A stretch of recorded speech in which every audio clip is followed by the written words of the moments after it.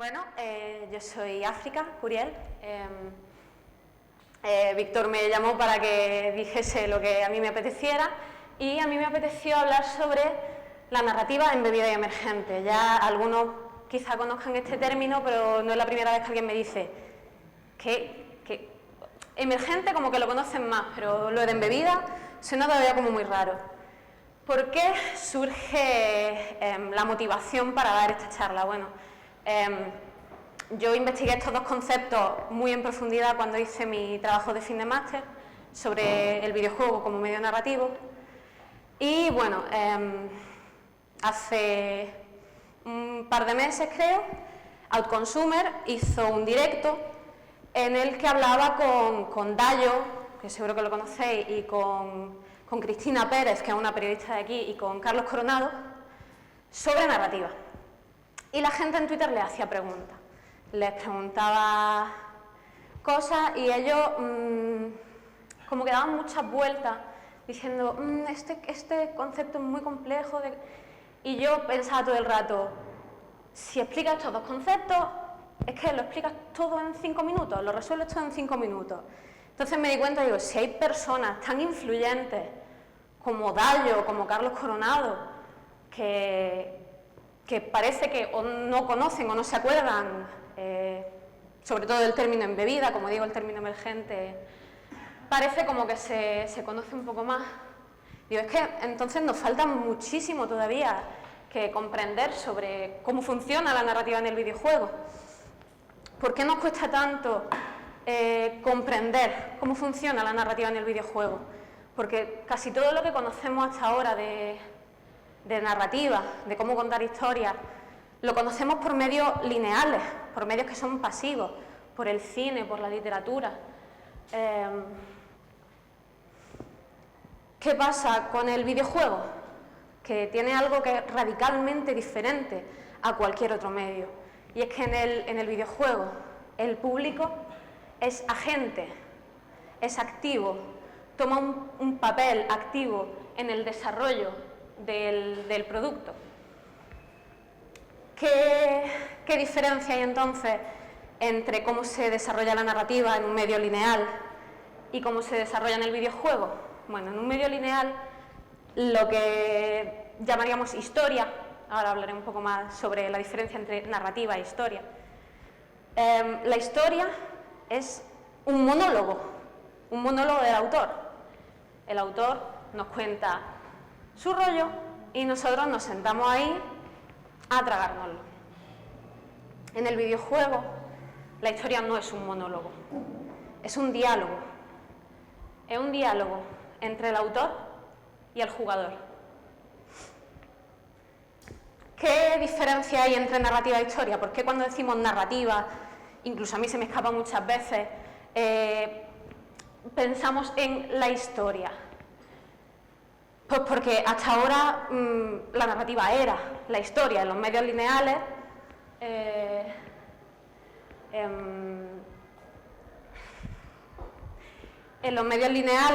la historia es una, entonces no hay necesidad de separarla del otro tipo de narrativa. Pero en el videojuego, como vemos, hay narrativa embebida y narrativa emergente. Y pongo aquí que asociamos la narrativa embebida, que ahora explicaré lo que es, con la historia, porque la narrativa embebida es la que más se parece a la historia, a la narrativa de los medios pasivos. ¿Todos los juegos tienen historia? No, ¿verdad? Hay muchos juegos, por ejemplo, siempre decimos el Comecocos no tiene narrativa. No, perdona, el Comecocos no tiene historia, pero tiene narrativa. ¿Por qué tiene narrativa? Porque, bueno, crea una narrativa, no es una historia al uso que nosotros entendemos cuando hablamos de medios lineales, pero sí que hay un sujeto, el jugador, hay un objeto, pasarse el nivel, hay unos obstáculos, los fantasmitas, y hay algunas cosas que nos ayudan, como las cerezas. Y a eso me refiero cuando digo que no todos los juegos tienen una historia de por sí, no todos los juegos tienen una historia que está ahí antes de que el jugador encienda la consola, pero todos los juegos crean una historia cuando nosotros lo jugamos.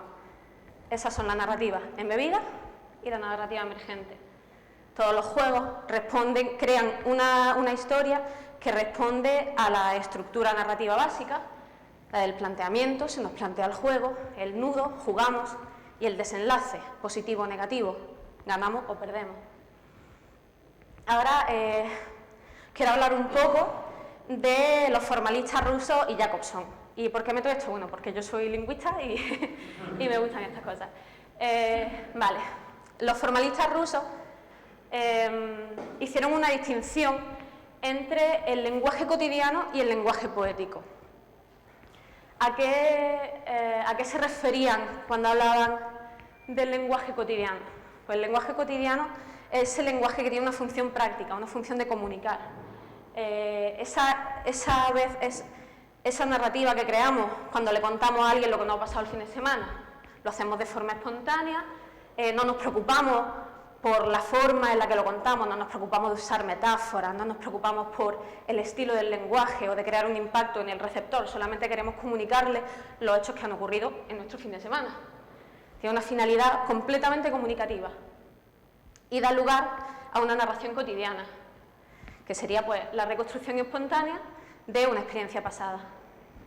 Por otra parte está el lenguaje poético, que narra eventos ficticios que le ocurren a personajes o aspectos de personajes que no son reales y les ocurren en un mundo hipotético o de ficción.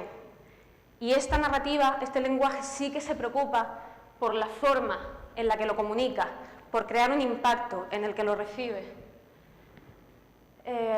y dar lugar a la narrativa poética o de ficción. ¿Por qué os cuento esto?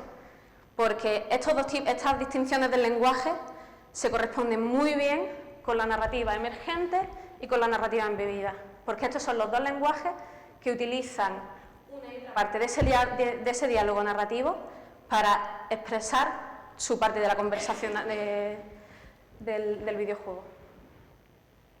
Y ocurre algo muy curioso con el videojuego en relación al lenguaje cotidiano, y es que estoy muy nerviosa y estoy yendo muy mal.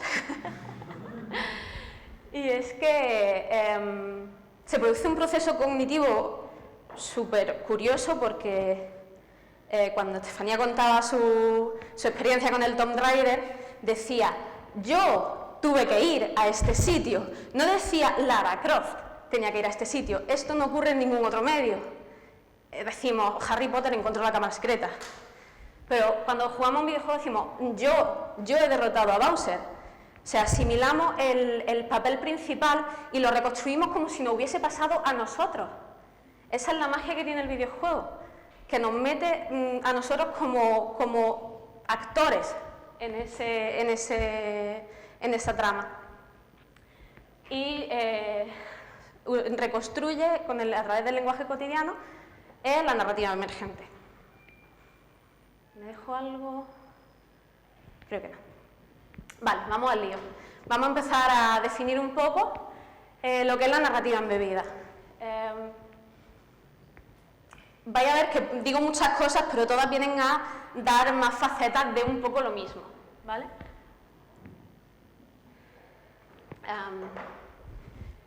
La narrativa embebida es esa narrativa que está ahí antes de que tú pongas el disco en la consola. Ese contenido narrativo que ya está generado, que es independiente de la interacción del jugador, que ya estaba ahí y siempre va a estar ahí, da igual quien lo juegue. Existe en una forma diferente.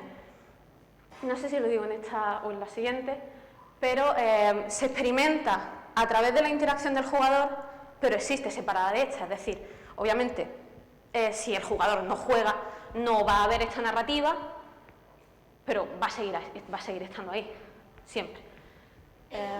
¿Para qué sirve la narrativa embebida? Bueno, pues sirve para conducir la motivación del jugador, para dar un contexto a los eventos que ocurren en el juego, para dar una trama principal, darle una estructura de significado a la interacción del jugador. Como decíamos antes, asociamos este tipo de narrativa con la historia porque es lo que más se parece a lo que entendemos ya por historia, es lo que más se corresponde con los medios lineales. Como decíamos, está preestablecida por el autor en estructuras que ya están fijadas de antemano y existen como unidades fijas y predeterminadas de contenido narrativo. Como veis, todos son pues, volver a repetir el mismo concepto y, como he dicho, se experimenta a través de la interacción, pero existe separada de esta. Cuando yo hice mi trabajo de Cinemáster, identifiqué que había dos tipos de narrativa embebida. Uno que me parecía un poco más natural del videojuego y otro que, aunque me parece necesario, me parece un poco más alien a la esencia del videojuego. Son la narrativa explícita e implícita. Toda la narrativa emergente está dentro de la narrativa implícita, así que por ahora solamente nos vamos a centrar en la diferencia que hay dentro de la narrativa embebida. ¿A qué me refiero con narrativa explícita? Es aquella que el juego se detiene para ponértela en la cara. Es aquella que reduce a Quick Time Events en las mejores, entre comillas, los mejores ejemplos, o que en la mayoría de los casos directamente elimina toda interacción del jugador y pues dice, pues ahora lo controlo yo. Y como decíamos, es similar a los medios lineales, y estas son las cinemáticas, las pantallas de texto que se nos fuerzan. Obviamente las que están en lore, todos los textos a los que accedemos, las descripciones de los objetos, esas sí las experimentamos nosotros como queremos, entonces esas sí son parte de la narrativa implícita. Pero todas las pantallas de texto y de diálogo que se nos imponen, que se nos para el juego para que veamos, todas las escenas que están ya programadas y que pues o son directamente un Quick Time Event, que lo hagas bien o no, sale bien, y para eso quédate quieto. Y luego está la narrativa embebida implícita, que yo la he identificado como aquella que, a pesar de que es narrativa embebida, de que está prefijada por el autor, de que está ahí y siempre va a estar ahí, sí que la experimentamos como jugadores de una forma más natural durante el juego. Vendría a ser, por ejemplo, la narración ambiental, la narración musical y la narración procedimental, la narración a través de las mecánicas. Y que se observe o no, en ciertos casos, depende de que el jugador esté atento. El juego no se preocupa de decirte, mira, esto, no, sino que tienes tú que tener un papel activo y estar atento. Ahora pasamos a la narrativa emergente, que es aquella que surge de la interacción del jugador con el entorno virtual y depende de su libre albedrío, por supuesto, y se reconstruye con lenguaje cotidiano. Lo bonito de la narrativa emergente es que depende de la creatividad del jugador, en ciertos casos. He puesto ahí que la reconstrucción con lenguaje cotidiano puede ser completamente natural o puede ser de ficción, porque en la mayoría de los casos jugamos dejándonos llevar, sin pensar en que jugamos, dejando el juego transmitirnos todo lo que tenga que transmitirnos de forma natural. Pero a veces decimos, pues hoy voy a rolear, hoy voy a ser un personaje en el Dragon Age que va a ser un Qunari albino y voy a elegir todas las elecciones de diálogo de cachondeo y voy a intentar, bueno, va a ser homosexual y se va a liar con todos los personajes de su mismo sexo.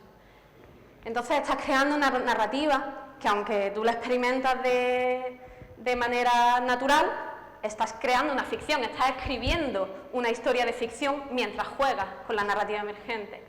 Hay un ejemplo, DayZ, si lo habéis jugado, es genial porque es un mod de, no me acuerdo ahora de qué juego, de armas, en el que, bueno, hay un apocalipsis zombie, seguramente lo sabréis ya, si te mueres te quedas así. Entonces eso da lugar a una narrativa emergente de muchísimo dramatismo, sean de ficción o sean naturales. estaba el ejemplo, un ejemplo que a mí me encanta, que es de unos chicos que estaban jugando y estaban a punto de masacrarles. Y de pronto llegó una jugadora y les salvó. Les salvó la vida y se hicieron amigos y estuvieron varios días jugando juntos. De hecho, ella incluso hablaba por el chat de voz con ellos, súper bien, súper guay. Les dijo un día, mira, venía a este sitio que he encontrado no sé qué. Ellos llegaron y se encontraron con una emboscada. Les pillaron entre varios amigos, les mataron y saquearon su cadáver. Y esta historia, aunque es natural, aunque nadie la haya planeado como de ficción, está llena de drama. O sea, tiene unos actantes, tiene un conflicto, tiene un desenlace brutal, y es una narrativa emergente que han creado 3 o 4 jugadores mientras jugaban. Y bueno, el personaje principal nos identificamos con él. ¿Qué pasa con el término emergente? Que tiene muchísimas variaciones y dependiendo de dónde lo busquéis os puede salir una acepción u otra, ya que he puesto la de Jesper Juhl y después la de Henry Jenkins. Jesper Juhl, en su artículo The Open and the Closed, Games of Emergence and Games of Progression, decía que había 2 estructuras de juego, 1 y 2, separadas, la emergente y la de progresión. Él decía que los juegos emergentes eran aquellos que tenían una regla sencilla, yo con esto estoy muy de acuerdo, juegos que eran como una caja de arena, en los que te permitían hacer todo lo que quisieras y que cada experiencia de juego era completamente diferente. Yo creo que en todos los juegos cada experiencia es completamente diferente, pero bueno. Yo no estoy nada de acuerdo con Juhl, ¿vale? Y decía que los juegos de progresión son un pasillo porque tienen historia y como las historias son como lineales por definición, ya estamos otra vez con que las historias son las que hay en la literatura, son monólogos, pues están fijadas y son un pasillo y no permiten el juego. Él decía eso. Yo no estoy nada de acuerdo. Para él, los juegos que tenían validez eran los Minecraft, los Sims, el DayZ, los juegos que te permitían, los juegos que él llamaba de emergentes. Aunque yo creo que todos los juegos son en parte emergentes y progresivos, como él lo dice. Luego está la variación del término que utiliza Henry Jenkins, que él hizo un artículo llamado Game Design as Narrative Architecture y utilizó la narrativa embebida y emergente como subtipos de la narración ambiental. Es decir, si nosotros ahora mismo estamos viendo la narrativa emergente y ambiental aquí arriba, o sea, la narrativa emergente y embebida aquí arriba, y dentro de la embebida está la narración ambiental, debajo están los términos de embebida y emergente de Jenkins, o sea, funcionan a un nivel muy inferior. Él decía que la narración embebida dentro de la narración ambiental eran los elementos que había en el entorno que tenían información narrativa, y como por ejemplo el ejemplo que se me viene siempre a la cabeza, soy muy repetida, el de Keiki Salai pintado en las paredes de Portal, que te da información sobre lo que ha pasado en el entorno antes de que llegases tú. Y decía que los elementos emergentes dentro de la escena ambiental eran todos aquellos que dotaban al entorno de posibilidad para que se crease una narración emergente. Se está utilizando esto es emergente para crear una narración emergente. Bueno, venga. Pero bueno, este sí lo recomiendo. Juhl no. Juhl no me gusta. ¿Qué nos ocurre a nosotros como autores? Que vale, sí, nosotros somos responsables de hacer la narrativa embebida y el jugador es responsable de hacer la narrativa emergente. Pero no podemos desentendernos en absoluto de la narrativa emergente. ¿Por qué? Porque nosotros somos los que tenemos la responsabilidad de darle al jugador las herramientas que necesite para respondernos en ese diálogo narrativo. Porque al fin y al cabo el jugador solamente puede ejercer los procedimientos que el autor haya programado en el código del juego. Es decir, las mecánicas, todos los procedimientos que el jugador puede utilizar para expresarse dentro del entorno del juego. Cuando hablamos de que tenemos que darle al jugador mecánicas para que se exprese, no hablamos de que tenemos que darle muchas mecánicas para que se exprese, sino que tenemos que darle las mecánicas adecuadas para que se exprese dentro de la ficción que le quiere dar el juego. Por ejemplo, si hacemos un GTA y el centro de la experiencia es hacer una caja de arena en la que jugar y hacer todo lo que a ti se te pase por la cabeza y más, pues entonces sí, dedícate a hacer toda la clase de mecánicas que se te puedan pasar por la cabeza. Pero si vas a hacer, por ejemplo, Her Story, no sé si lo conocéis, Her Story. Ahora, es un juego en el que tú lo único que haces es navegar por la interfaz de un ordenador de la policía, buscando los registros de vídeo de una confesión, del interrogatorio de una mujer, en un caso. Y tú solamente puedes buscarlos por palabras clave, seleccionar los vídeos y verlos. Y esas son las únicas mecánicas que necesita darte el juego: buscar y reproducir vídeos. Ya está, no necesita darte más mecánicas porque con esas les basta.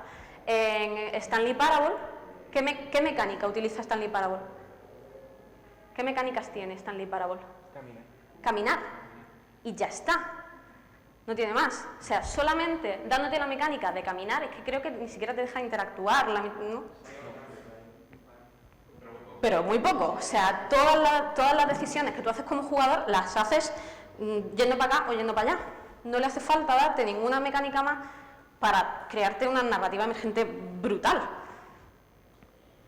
A eso me refiero con que tenemos que darle las mecánicas adecuadas, no muchas.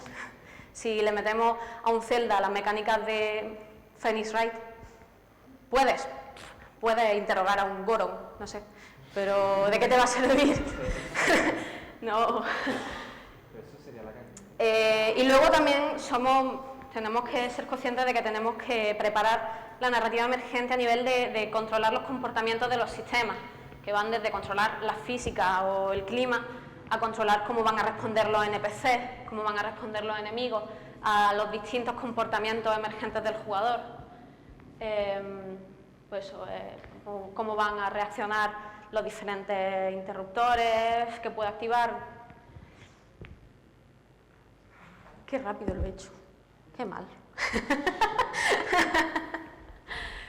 Bueno, lo que es muy importante es que seamos conscientes de que tiene que haber un equilibrio, que no hay ni un solo juego que se libre de ninguna de estas dos narrativas. Puedes decir, pero es que el Pong, no, el Pong tiene una línea en mitad que solamente sirve para que tú pienses que es una tabla de ping-pong, eso es un elemento embebido. No hay novela visual, por lineal que sea, que no tenga algún elemento emergente, al menos en las pequeñas elecciones que te dé, en los caminos que te deje elegir.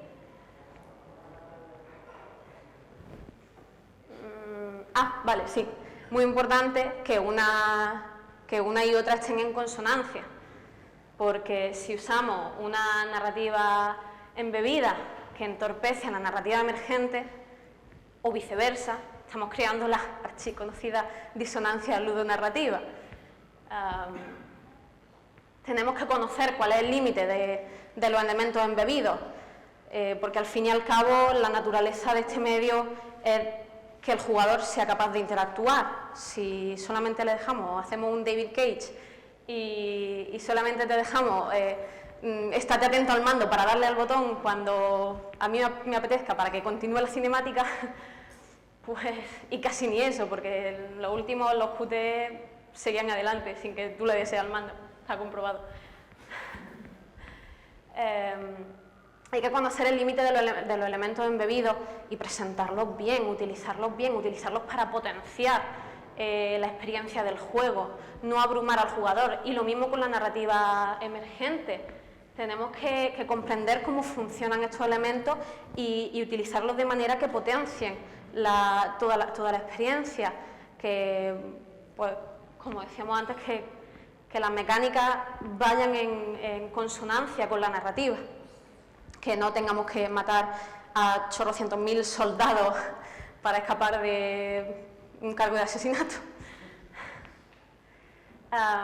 Y bueno, y que ambas narrativas se fortalezcan mutuamente. Y ya está.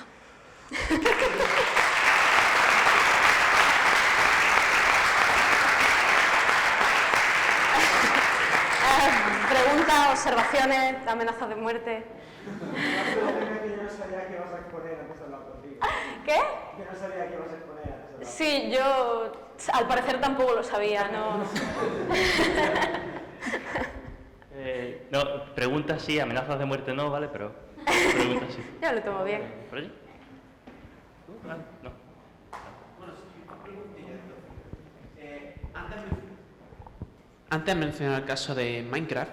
Sí. Que claro, Minecraft en ese caso tú empiezas en un mundo abierto, ¿vale? Tienes un montón de cubos.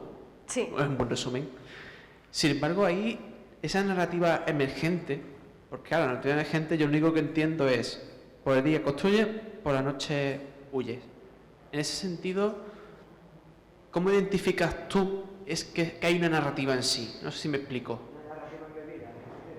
Sí. Ah, vale. Bueno, es que los elementos embebidos están presentes en todo, o sea, desde el propio diseño visual de Minecraft, pues la elección de que sean cubos a que no sean personajes antropomórficos o chibi manga, eso ya es una decisión de narrativa embebida, eso ya es una decisión que está ahí sí o sí, que te comunica a ti algo sobre el juego, que te comunica cómo funciona su ambiente, su entorno, la clase de sensaciones que te quiere transmitir, aunque no te cuente una historia, pero sí que te da unos elementos para que tú, a través de la narrativa emergente, crees una historia. Por lo tanto, cualquier forma física, por ejemplo, ya puede ser algo totalmente embebido. Sí, sí, sí. Y de hecho, cualquier decisión de diseño, cualquier sistema ya representa una narrativa embebida, porque el propio hecho de que te dejen cortar árboles o no, ya representa una unidad narrativa que está ahí, sí o sí, juegues tú o no. Y el propio hecho de que exista, de que tú tengas acceso a ella y no a otra cosa, el propio hecho de que tú tengas acceso a cortar árboles y no a... ¿Qué te digo yo? ¿A qué no tienes acceso en Minecraft? A hablar con los monstruos ya es una decisión de narrativa embebida, porque te permiten... Madre mía, cómo me he puesto. ¿Por qué te permiten atacarles y no hablar con ellos? Sí, no sé si se entiende. Sí, entendí perfectamente. Muchas gracias. Es una hora muy mala. Venga, va. ¿Más preguntas? Venga, Yanni, Jorge tiene una pregunta. ¿Sí? ¿Sí?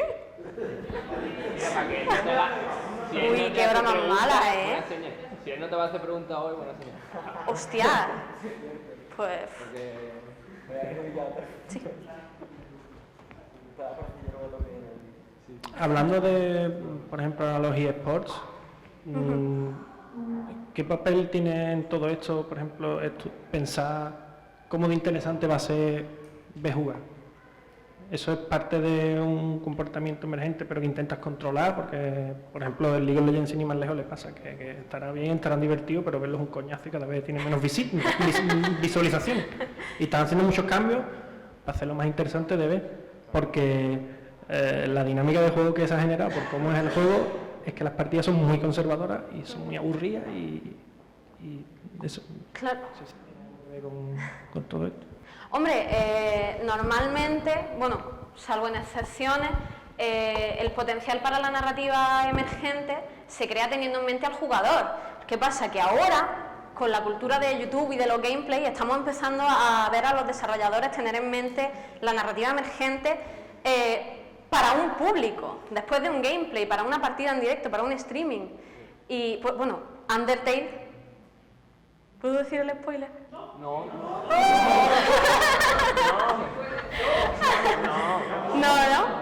Bueno, Undertale hace algo.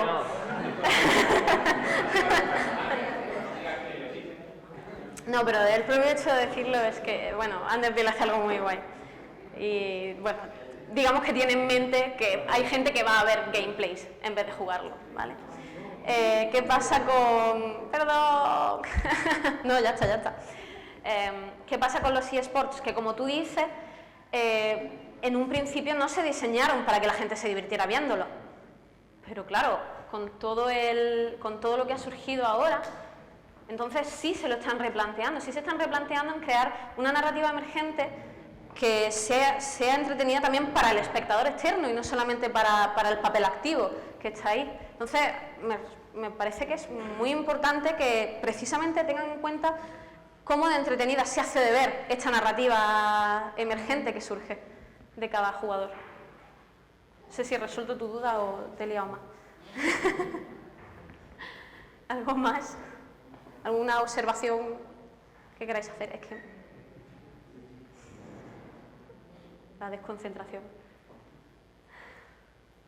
Pues nada, os quería decir pues que tenemos un canal de YouTube, Alberto y yo, en el que normalmente digo las cosas mucho mejor de la que las he dicho aquí. y bueno, me podéis seguir en Twitter por Please Get Me Out y al canal por You Game Video Games. Y que nada, que muchísimas gracias por esta oportunidad, aunque la haya desaprovechado tanto.